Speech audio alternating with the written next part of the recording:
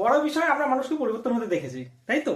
আমাদের সাথে থাকতে থাকতে মানুষ কিভাবে পরিবর্তন হয়েছে আমরা বুঝিও না, কিন্তু ওই পরিবর্তন হওয়ার কারণটা কিন্তু আমরা নিজেরাই হয়ে থাকি।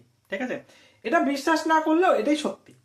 ঠিক আছে, কারণ আমাদের পেছনটা মানে আমাদের পিঠটা আমরা কখনো দেখতে পাই না।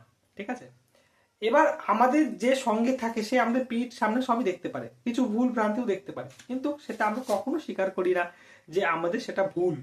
ঠিক আছে, একদমই ওই ওই রকমই দেখতে দেখতে ওই মানুষটা বলতে বলতে একসময় ওই মানুষটা নিজে থেকে পরিবর্তন হওয়ার চেষ্টা করে বা পরিবর্তন হয়ে যায়।